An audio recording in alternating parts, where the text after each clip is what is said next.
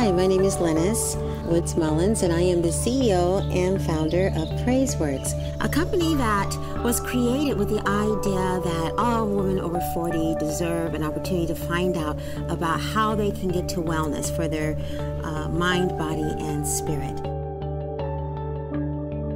A lot of people have asked me what my vision was when I first came up with the whole idea of PraiseWorks, and actually, PraiseWorks actually came as a result of a situation I had in my life that was really kind of a traumatic experience.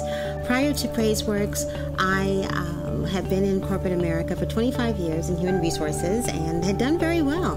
And by, the way everything looked, I had achieved the American dream. I had a beautiful home, great kids, a wonderful husband, fantastic job, a little bit of money.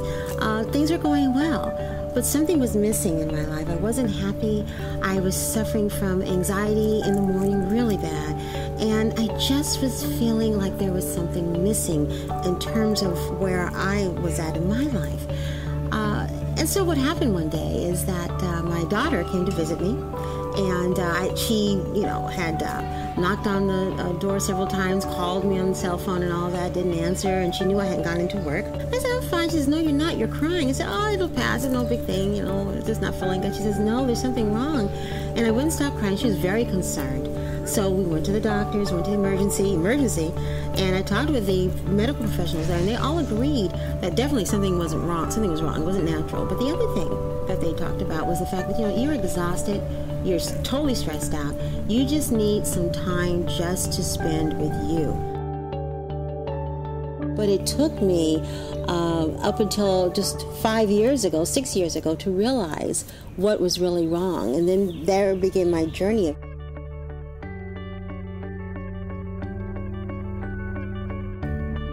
I had an epiphany. I had an episode, an event in my life that really made me realize that I needed to get well, really to dig down there deep and find out what my issues were and begin to take care of them and to solve them. 25 years ago, I had just had a baby. That wasn't the traumatic event.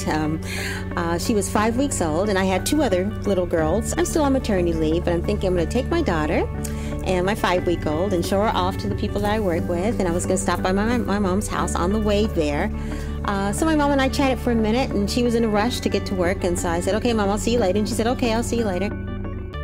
The telephone's ringing in the office, and so someone picks it up, and they say, Lynnis, it's your dad on the phone. And I said, Dad, what's going on? He says, Lynnis, I need you to go home and stay with your dad, stay with your grandfather. He was visiting from Georgia, and he was in his 80s.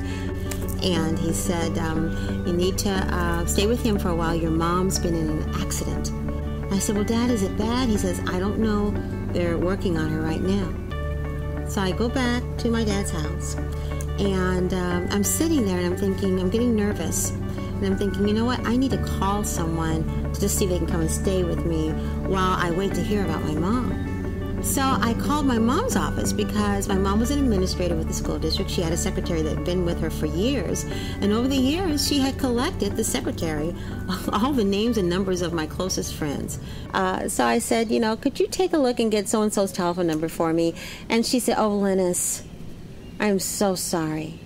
We loved your mother. We really loved her. I'm just so sorry. And I can remember I took an intake of breath, and I said, you mean she's gone?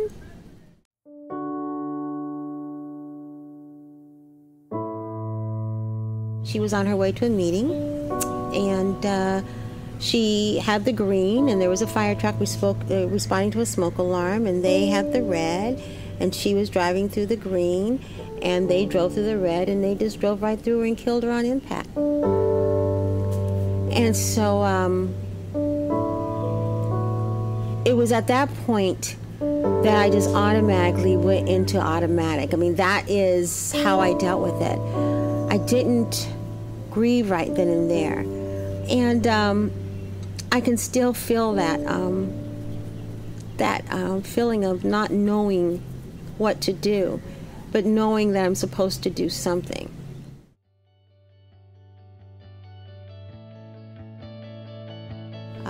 That's when my anxiety disorder began. That's when my mind began protecting itself. in an unhealthy way. That's when I started my huge denial about my ability to control the outcome. And that began my descent into post-traumatic stress hell, not realizing until 25 years later almost that that's what I actually had, that I had a traumatic event that caused a reaction that put me into the throes of anxiety. And it wasn't until I started learning about living a holistic life and taking care of the mind-body-spirit connection and talking with the professionals to get to that point where I can peel back the layers to get to what was really causing these anxiety panics and this feeling that I had each morning. It wasn't until then that I began to really understand how important it is to take care of all parts of your body, your mind, your body, and your spirit, and how important it is to really take that journey to wellness.